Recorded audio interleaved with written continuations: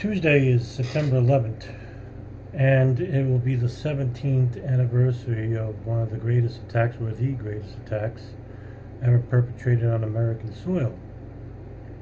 And 17 years later, we still have people who hold on to the spectacular beliefs that no planes hit anywhere or crashed anywhere on 9/11. There are two camps, actually. One are the full no-planers, who don't believe that any planes were hijacked or crashed anywhere. These people also delve into the fantastical scenarios of holograms, drones made to look like airliner jets. And you also have half-planers, people who actually believe that there were hijacked planes which crashed into World Trade Center 1 and 2, but not for the Pentagon or Shanksville. Now, this is a problem that besets truthers back because I don't think they realize the problem that they face when they say that there are no hijacked airliners, but are willing to blame Israeli intelligence and their right-wing government for the crimes of 9/11. What they don't realize is that when they compound these beliefs, is that they eliminate one of the strongest links to the Israeli apparatus for 9/11. And that is what were in the planes, who were in the planes, actually. And what the 9/11 Commission has done is led us to believe that there were a certain amount of hijackers on these planes when there were more. And I'll get that into a bit. I'd like to talk about a little bit about American Airlines 77, since this seems to be the more popular scenario for certain truthers. This is not a generalization of them, but you have certain truthers that actually do not believe that American Airlines Flight 77 crashed into the Pentagon. And I'm going to give you a little bit of a summary and compound on these issues a little bit with you. Let's get into the details, the basics really of American Airlines 77, which was a 757-223 airline Boeing. It was a flight departing out of Dulles, designated for Los Angeles International. It had 58 passengers that day, along with 6 crew, which saw in total, after the impact into the Pentagon, 189 fatalities, with 125 people within the Pentagon. You have more deaths in the Pentagon inside the building than there were on the plane in total. You also had the pilots themselves, which was Captain Charles Burlingame, First Officer David Charlebois, and flight attendants Michelle Heidelberger, Jennifer Lewis, Kenneth Lewis, and Renee May. And Renee May is going to play a very important part in the conspiracy of Flight 77, which I'll get into a second.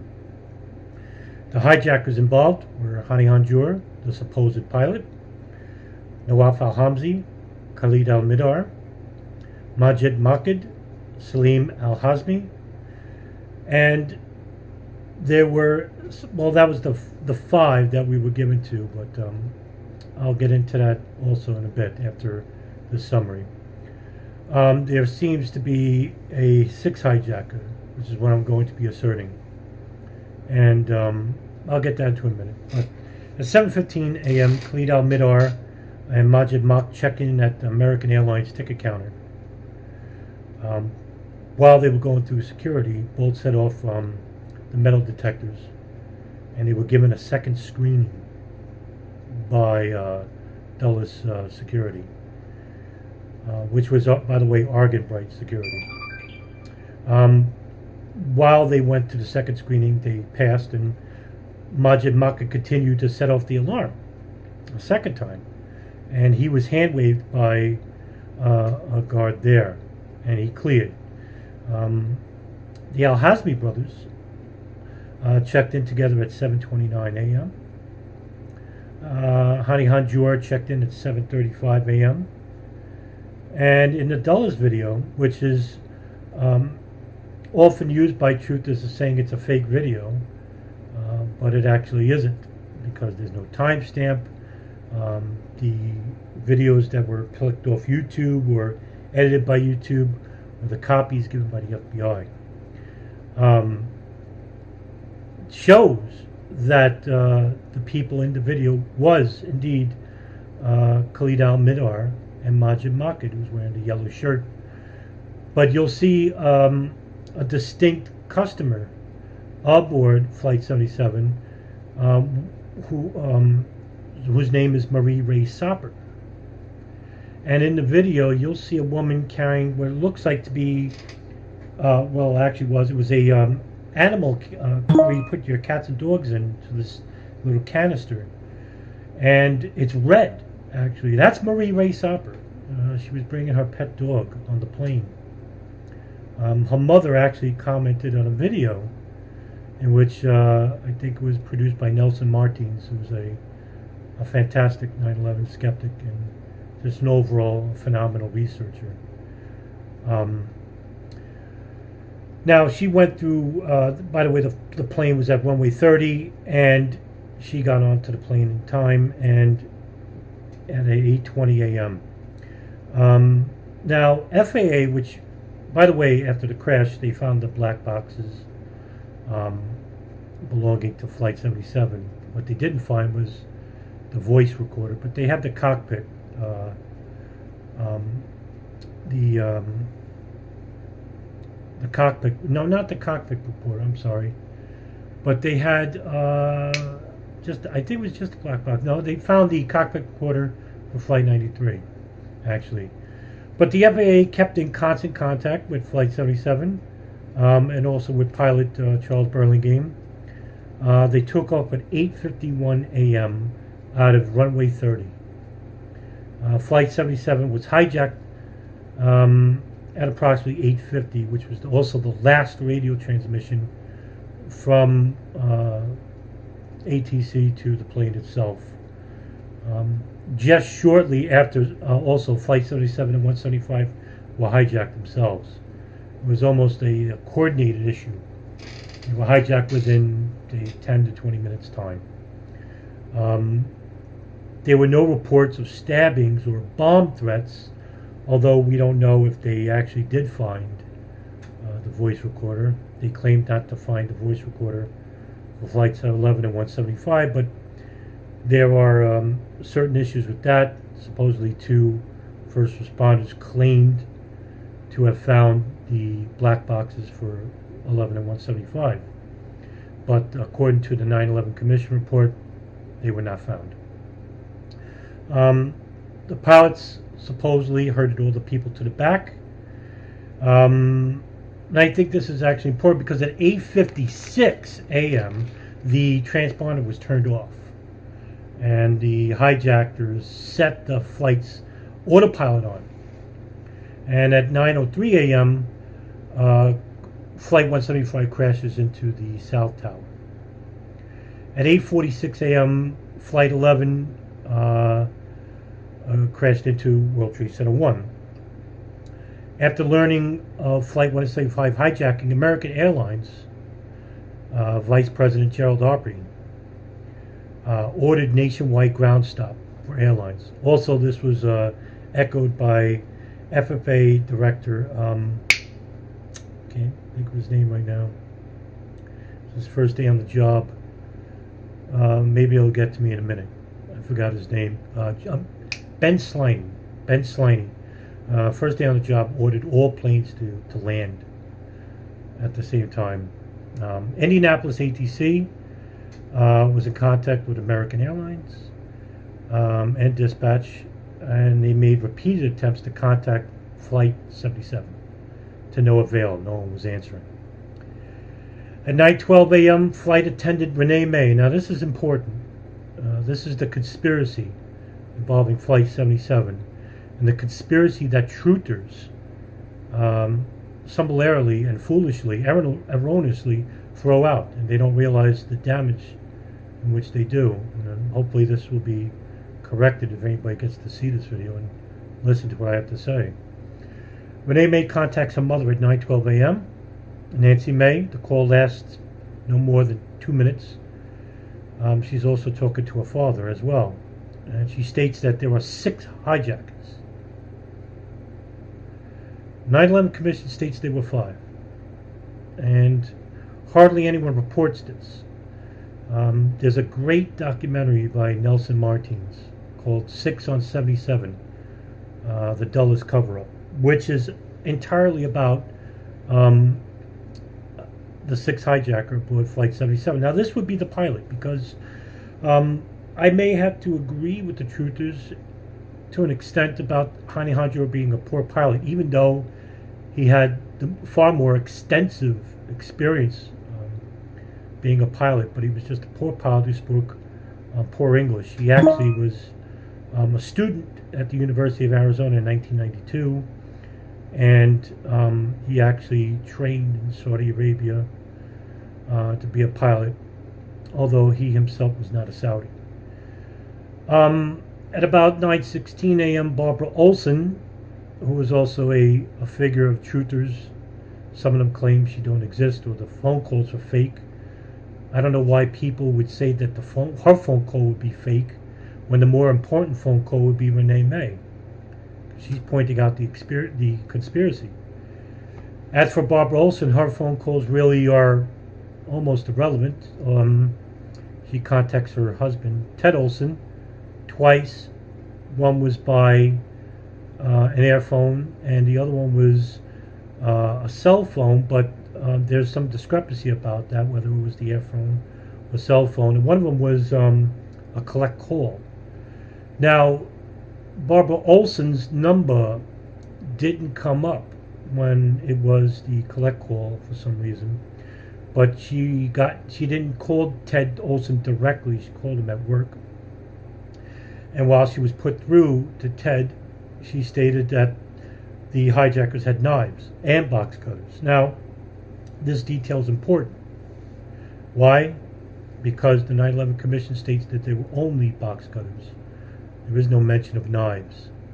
Knives were also found at Flight 93 in the debris field. This is important because this would mean that the plane the night before was prepped, and I'll talk about this issue afterwards, so I'm done with the details here. I think this is rather important, and I'll get to that in a minute. At 9:29 a.m., while at an altitude of 7,000 feet, 30 miles from Ronald Reagan Airport, the autopilot auto throttle was disengaged, and the pilot was back on to steer because they're nearby the Pentagon, and the pilot wishes to make a hit toward the Pentagon. I don't know why the truthers are making a big deal of why that certain part of the Pentagon is destroyed, because that was the area of the Pentagon where they were investigating the missing 2.3 trillion, but it wasn't missing, just wasn't allocated. The funds weren't appropriately distributed. And this is a consistent finding, unfortunately, but that's how the Pentagon Financial Department works sometimes. Ronald Reagan Airport notices that Flight 77 is back on the screen, so they contact a passing Air National Guard Lockheed C-130 Hercules plane, which was piloted by Lieutenant Colonel Stephen O'Brien. And they tell him to try and follow Flight 77 because he's nearby the vicinity. O'Brien tells them that the plane is a Boeing 757 with silver fuselage, and he's trying to get a closer look. He then states he saw a fireball and assumed that it had hit the ground. He couldn't see that it hit the Pentagon. He approaches the Pentagon and notices the impact site is located on the west side and that the plane has crashed into the Pentagon. And that time was at 9:37 a.m. The plane made a 330-degree turn and descended 2,200 feet at 530 miles per hour. Another point of inquiry by truthers to say that certain pilots couldn't make this impossible turn. The turn wasn't really impossible. Plus, if it's not Hani Hanjour, it's the sixth hijacker. We don't know who the sixth hijacker was or what kind of training this person was. So, who knows? But also, there's another point truthers like to say, but the plane was remotely controlled by the nefarious agenda of Dov Zakheim, or elements or agents working for him. There's no proof of this, but they like to assert it anyway. I don't know why that would be important, because again, if you don't have Arab hijackers, you don't have Israeli operatives following them around and assisting them at times. But they like to blame the Israeli state for 9/11, but when they do this and say that there are no Arab hijackers, you don't have intelligence agencies following them around. The damage to the Pentagon was extensive. At level above ground, seconds from the crash, the wings knocked down 5 street poles, and the right wing struck a portable generator, actually, and smoke trail was seen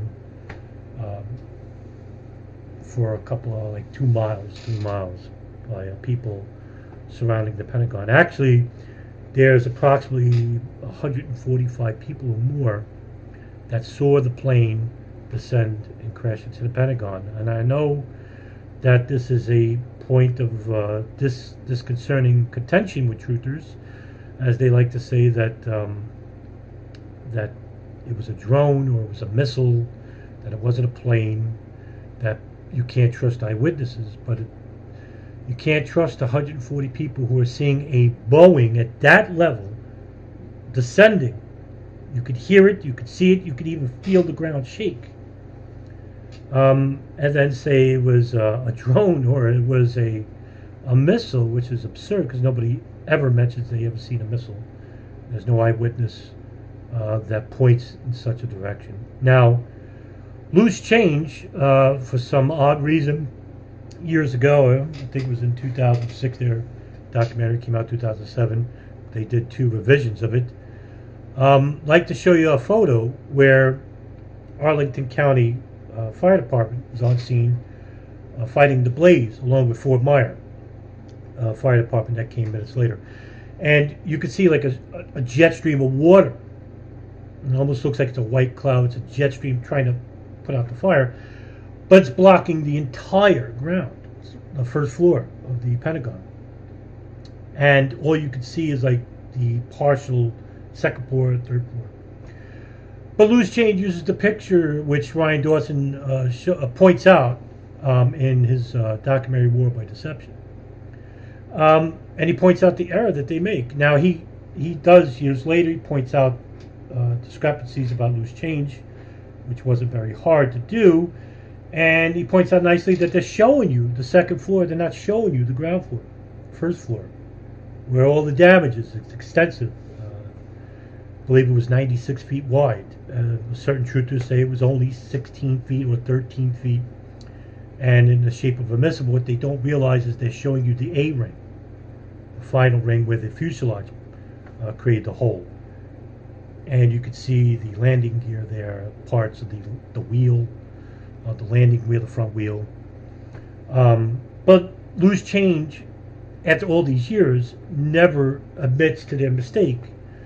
Now, I tried to contact Jason Burmis. I talked to him on Twitter, but he won't ever regard this mistake. And I think the reason why is because if they ever corrected the issue that a plane actually did crash at the Pentagon, they would lose followers, and they would lose a big, large in their base, because there's a lot of people that don't believe that a plane hit the Pentagon. And I blame a lot of truthers, a lot of talking heads. Rebecca Roth for one, Christopher Bowen's a no-planer.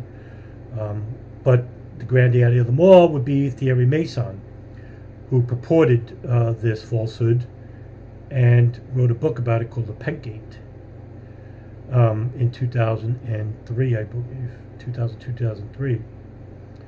But that started a snowball effect, and a lot of people started following suit, that the plane didn't hit the Pentagon, that there's no video, there's only 3 grainy frames of the security video, which didn't catch a plane going 530 miles an hour. You're not going to get a still picture of a plane. Sorry, it doesn't work like that with a frame-by-frame video. Why don't they show video? Another contention by truthers. There was 85 videos released under the McGuire Declaration. And by the way, most of those videos, if not all of them, weren't pointing at the Pentagon. Some of them weren't even in the state. There are videos that were released under the McGuire Declaration that are on YouTube, actually. 2 of them, one of them is the Marriott Hotel, and the other one, I'm sorry, the Doubletree Hotel, and the other one is the gas station. I forgot the name of it. Chevron, I think. I forgot the name of the gas station anyway. But those videos are not pointing at the Pentagon. Why would they be? Wouldn't they be pointing at the store or the place of residence? Not pointing at some wall of the Pentagon. The first responders that were there, that saw the damage and helped assist in collecting the plane debris and the human remains, were as follows. And these are the people that are not acknowledged by, like, Citizens Investigation Team, Greg McKee or Loose Change or most other truthers that hold the no plane theory.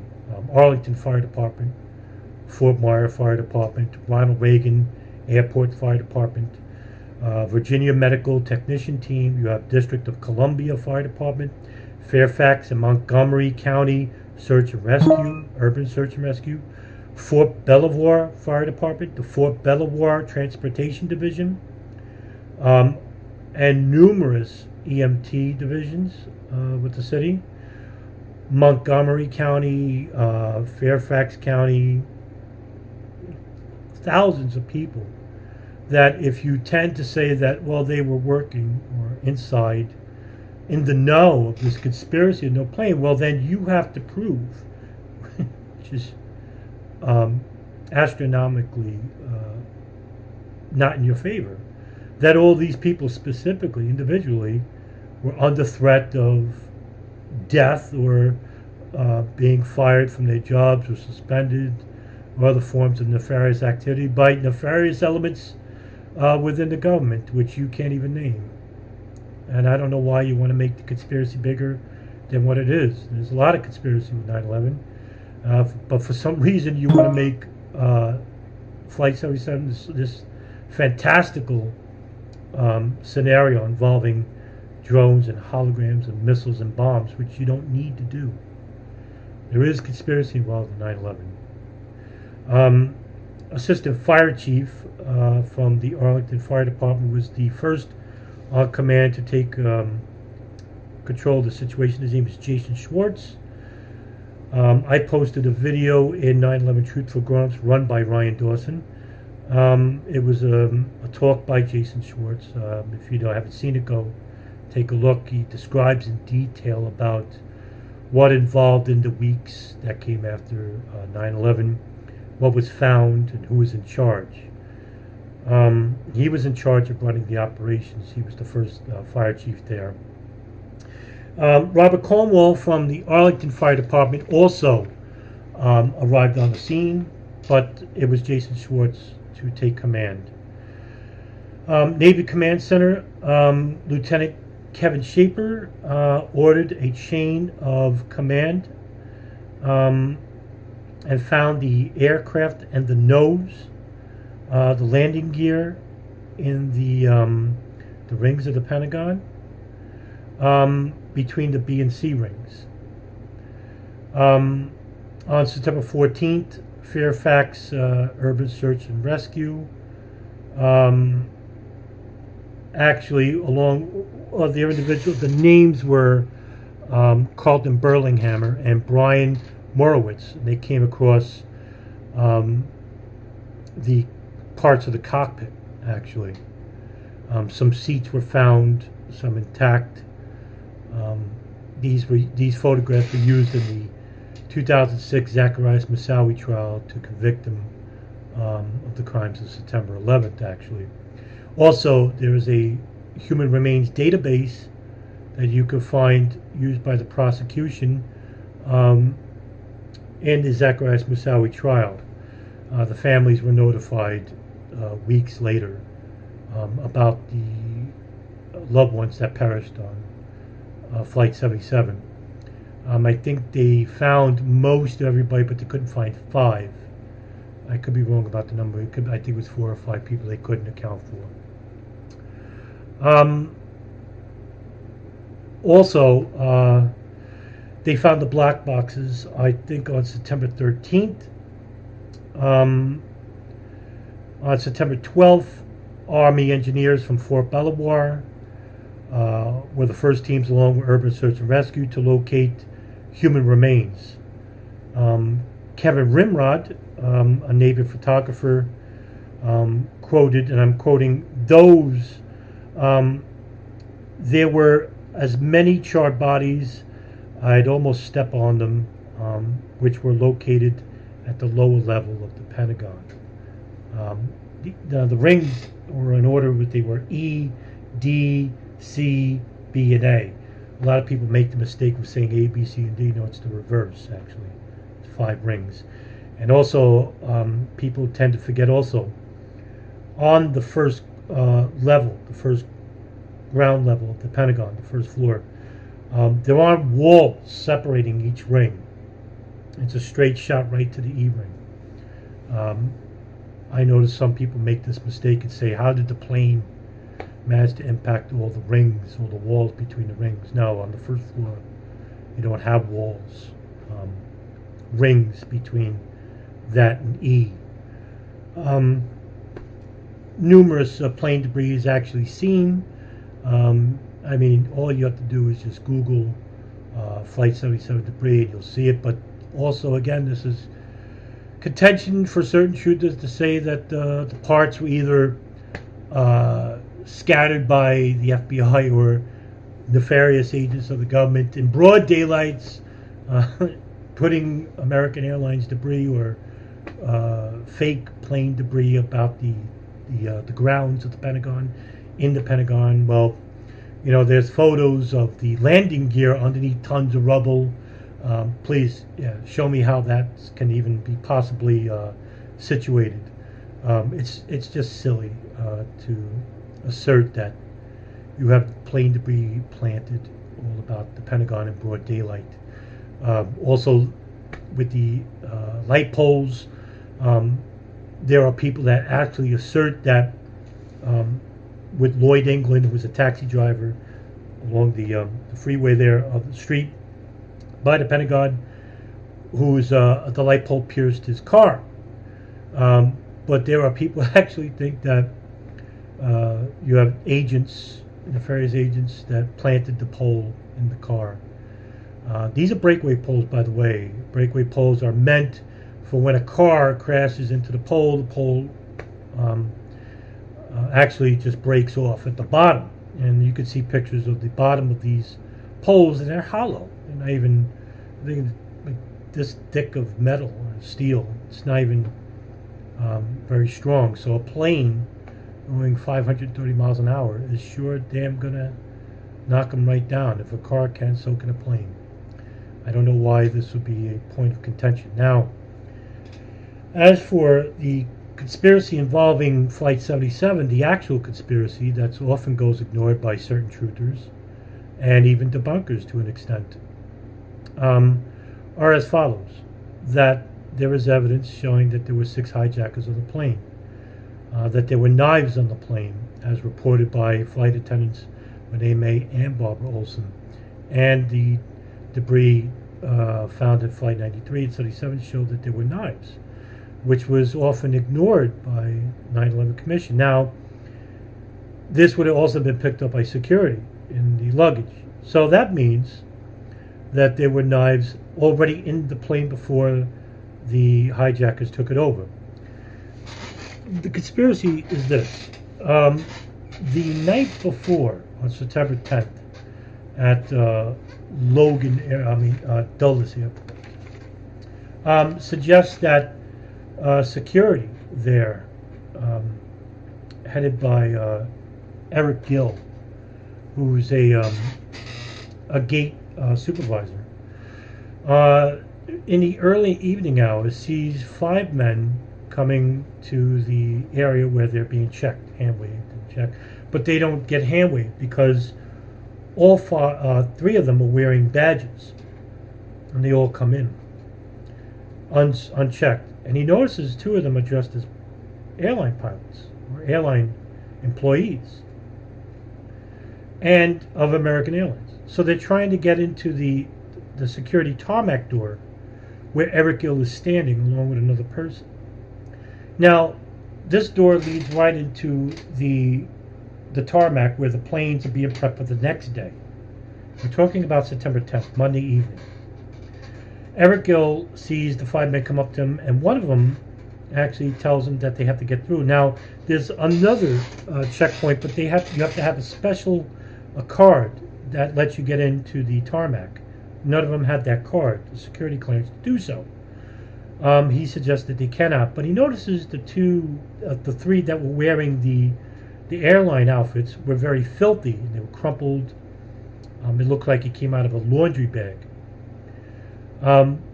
One person was actually cursing at Eric Gill, telling him he was a bastard and blah, blah, blah. I'm not going to mention here. But he was cursing at him, being very belligerent.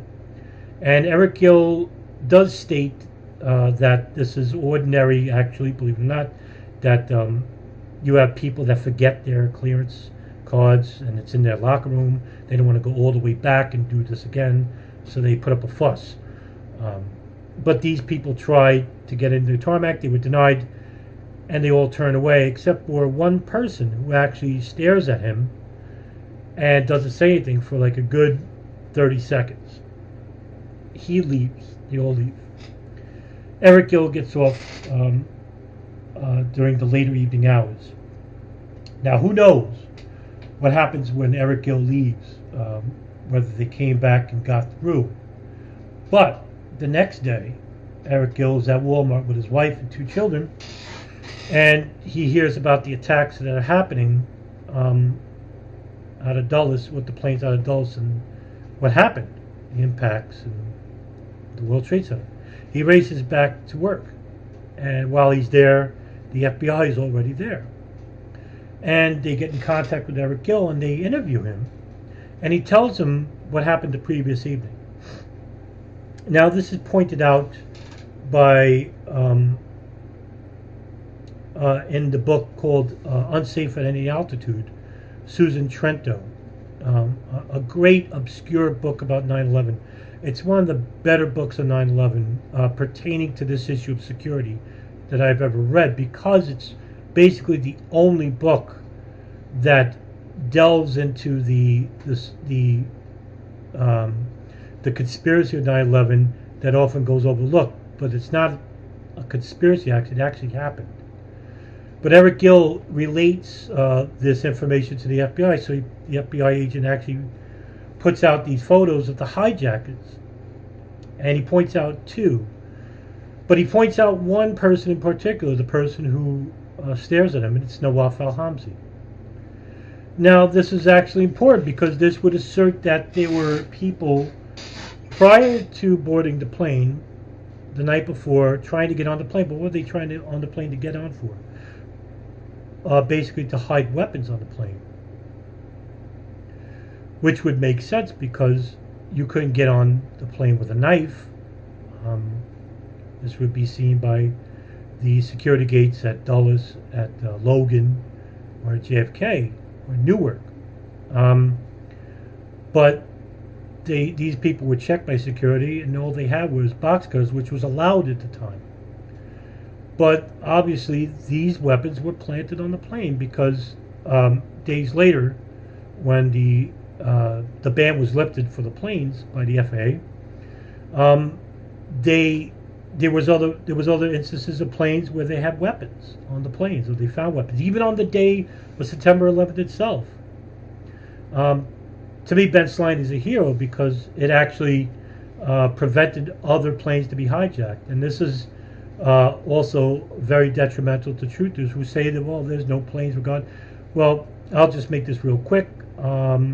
Later on, as the planes were being hijacked, there was one plane out of JFK which was also heading to Los Angeles. This plane was United Airlines 23. This plane was actually on the runway, and they got the call.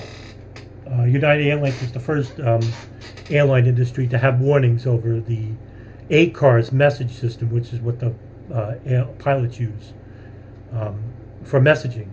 And it says that beware of your cockpit doors, make sure they're locked. We have hijacking going on. When Ben Sliney of the FAA demanded all planes to be grounded, the plane then went back to the gate. But as the plane was going back to the gate, it's setting up the corridor for the people to deplane. Three men actually were belligerent and yelling at the stewardess who was announcing that the plane has been halted, suspended from flight.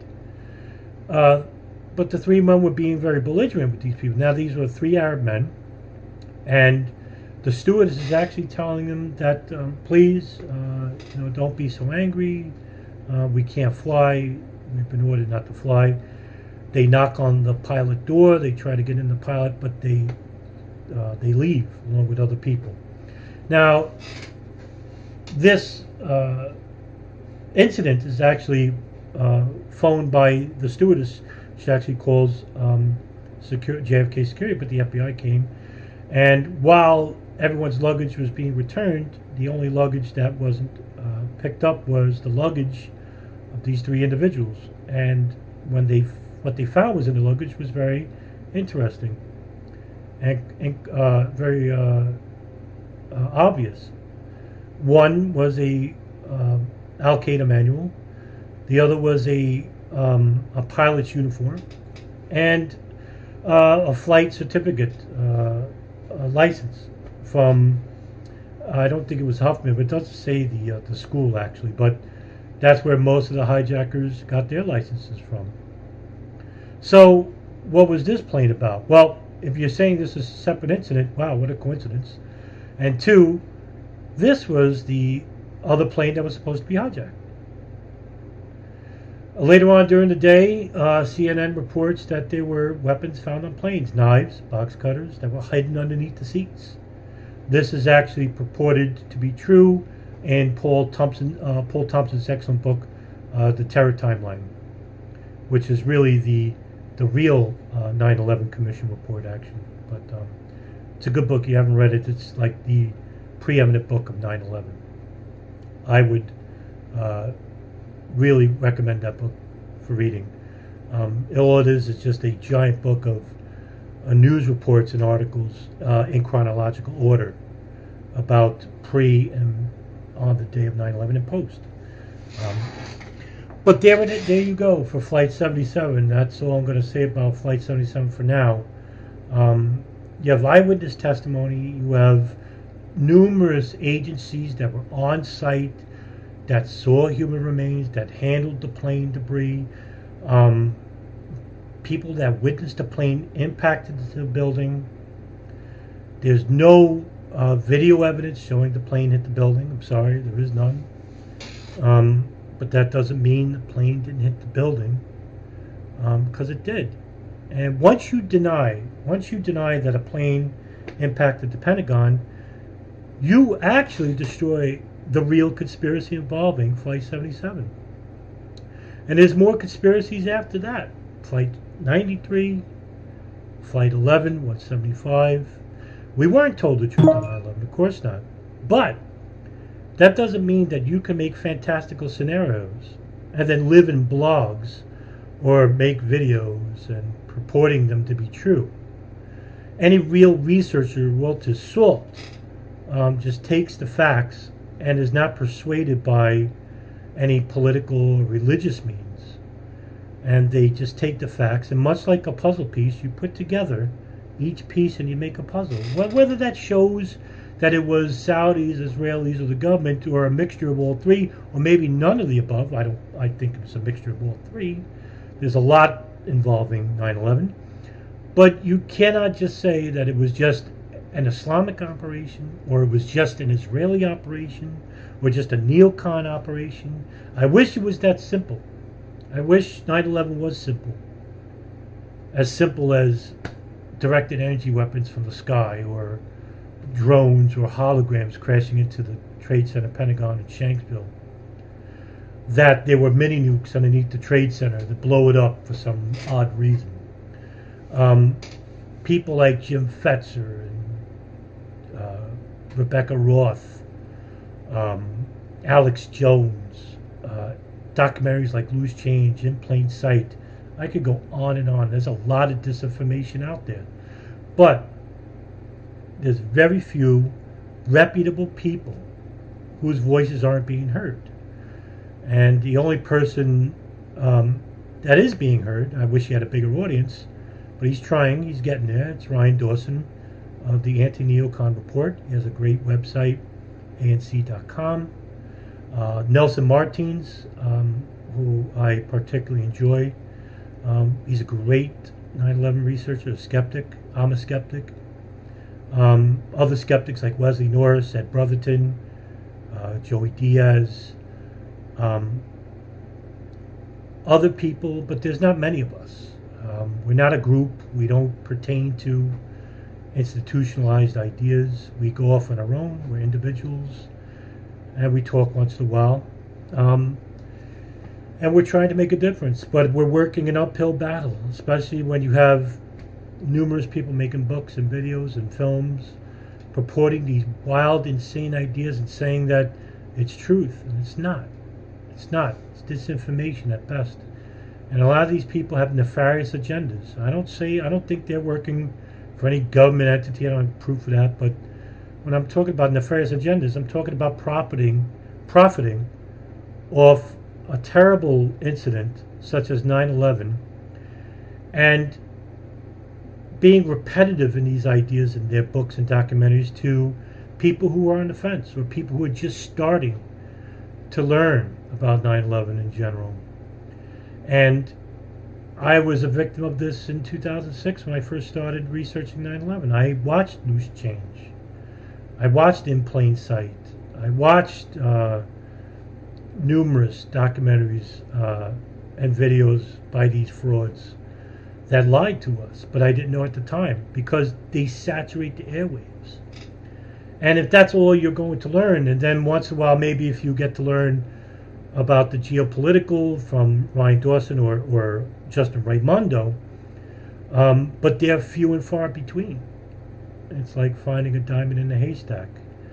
And that's why people like myself are trying to come out a little bit more and maybe do more videos about teaching the public, the general public who aren't ardent researchers in 9/11 but like to know more, and trying to tell them about what really happened. Because if it was as simple as what these people are making out to be, it would have been solved. But 9/11 is not going to be solved. And because it's going to take years and years of studying the geopolitical, which is Middle East affairs, U.S. foreign lobbies, how they infiltrate and persuade our military and our politics, our religious fundamentalism, the intelligence agencies like the DIA, the NSA, CIA, FBI, a lot of collusion there. Certain people actually benefited from these attacks.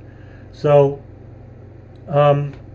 these are the areas that aren't being talked about generally in 9/11. But instead you're being fed, like some children around a campfire, stories that are meant to give you these wide eyes and vivid imaginations of drones and missiles and mini nukes and directed energy weapons. It's all disinformation. And the real conspiracy lies in the geopolitical, but you're going to have to have a little bit more understanding of what involves it. How Israeli operatives were involved in 9/11 through their through drug dealing of ecstasy, the drug ring that happened in 1999 through 2002, the moving companies that were involved, the CIA allowing these Al Qaeda operatives to enter the United States and not tell the FBI for 2 years. So much that we can get into, but I won't get into here because it's a longer discussion, but maybe in the future we'll discuss it. And hopefully we'll have a more rational discussion involving 9/11 in the future, because as of right now, you have two camps who are at war with each other, and they're basically stagnant. And it's the truthers and debunkers. The truthers themselves as a movement is one big group, but inside that group, there are competing camps that are interfighting with one another. And they're warring with each other because they're competing ideologies. The irony is that they're called a truth movement, but they can't be anything involving the truth if you have competing ideologies that contradict one another. And movement, well, they haven't done any moving. They're still stuck in 2006 from people like Thierry Mason, Alex Jones, and Loose Change, who are the biggest frauds involving 9/11. But they won't dare admit it because they have a lot to lose.